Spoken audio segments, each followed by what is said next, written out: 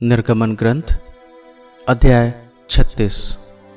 प्रभु ने बसलएल, ओहोलियाब और सब शिल्पकारों को कौशल और ज्ञान प्रदान किया है, जिससे वे पवित्र स्थान का निर्माण कर सकते हैं।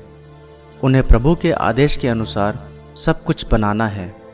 तब मूसा ने बसलएल, ओहोलियाब और उन सब शिल्पकारों को बुलाया जिन्हें प्रभु ने कौशल प्रदान किया था और जो आने और काम करने के लिए तैयार थे। मूसा ने उन्हें वह सब सौंपा जो इस्राएली पवित्र स्थान के निर्माण के लिए लाए थे। प्रतिदिन सवेरे लोग स्वेच्छा से चंदा देने आते थे। ये देखकर पवित्र स्थान के निर्माण में लगे सब शिल्पकार काम छोड़कर मूसा के पास आकर बोले, जो काम प्रभु ने संपन्न करने का आदेश दिया उसके लिए लोग ज़रूरत से ज़्यादा सामान ला रहे हैं। ये सुनकर मूसा ने शिविर भर में यह घोषणा करने का आदेश दिया, कोई पुरुष या स्त्री पवित्र स्थान के लिए अब कोई चंदा ना लाए। इसलिए लोग और सामान नहीं लाए, क्योंकि काम पूरा करने के लिए वे ज़रूरत से ज़्यादा सामान ले आए थे। सबसे निपुण शिल्पकारों ने बटी हुई छालटी और नीले, बैंगनी और लाल रंग के कपड़ों से निवास के 10 पर्दे बनाए, जिन पर केरूबों के चित्र कढ़े थे।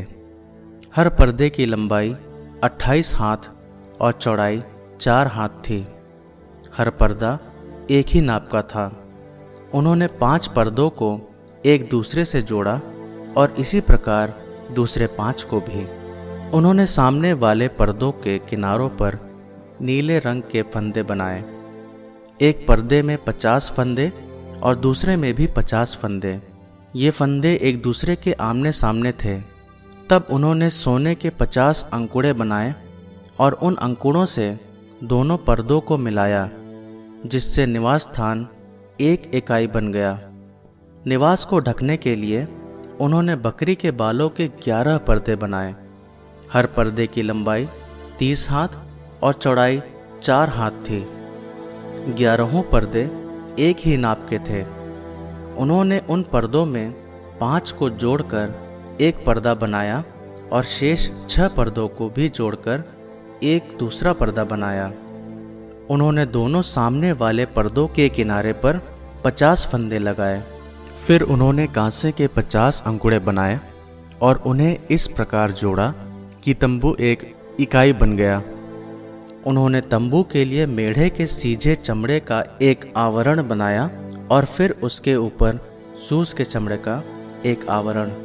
निवास के लिए उन्होंने बबूल की लकड़ी की चौखटें बनाकर उन्हें खड़ा किया। हर एक चौखट की लंबाई 10 हाथ और चौड़ाई 1.5 हाथ थी। उन्हें जोड़ने के लिए प्रत्येक चौखट में 2 चूलें थीं। निवास की सब चौखटें इसी तरह बनाई गई।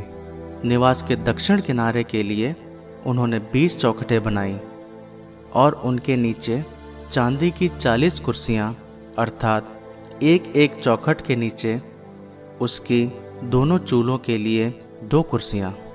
निवास की दूसरी ओर अर्थात उत्तरी किनारे के लिए भी उन्होंने 20 चौखटें बनाई। साथ साथ 40 चांदी की कुर्सियां, प्रत्येक चौखट के नीचे 2 कुर्सियां। निवास के पीछे अर्थात पश्चिमी ओर के लिए उन्होंने 6 चौखटें बनाई। उन्होंने निवास के पीछे के भाग के लिए 2 चौखटें बनाई। वे दोहरी थीं, नीचे की ओर कुछ अलग और ऊपर एक कड़े पर जुड़ी थीं। दोनों कोनों पर ऐसा ही किया गया।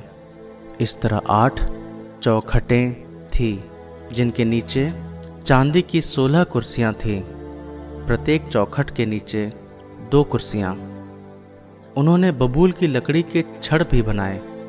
निवास की एक ओर की चौखटों के लिए 5 छड़ और निवास की दूसरी ओर की चौखटों के लिए 5 छड़। निवास के पिछले भाग अर्थात पश्चिमी किनारे के लिए 5 छड़। बीच वाला छड़ चौखटों के बीचों बीच एक सिरे से दूसरे सिरे तक पहुंचता था। उन्होंने चौखटों को सोने से मढ़ा। छड़ों के घरों के लिए उन्होंने सोने के कड़े बनाए और छड़ों को भी सोने से मढ़ा। उन्होंने नीले, बैंगनी और लाल रंग के कपड़ों से और बटी हुई छालटी से एक अंतरपट बनाया, जिसमें एक कुशल शिल्पकार ने केरूबों के चित्र काढ़े। उन्होंने उसे सोने से मढ़े बबूल की लकड़ी के 4 खूंटों में लटकाया। वे खूंटे चांदी की 4 कुर्सियों पर खड़े थे और सोने के अंकुड़ों में फंसे थे। निवास के द्वार के लिए उन्होंने नीले, बैंगनी और लाल कपड़े का तथा बटी हुई छालटी का एक पर्दा बनाया, जिसमें बेलबूटे कढ़े थे। उसे लटकाने के लिए उन्होंने 5 खूंटे और आवश्यक अंकुड़े बनाए। उन्होंने खूंटों का ऊपरी भाग और उनके अंकुड़े सोने से मढ़े और उनके लिए कांसे की 5 कुर्सियां बनाई।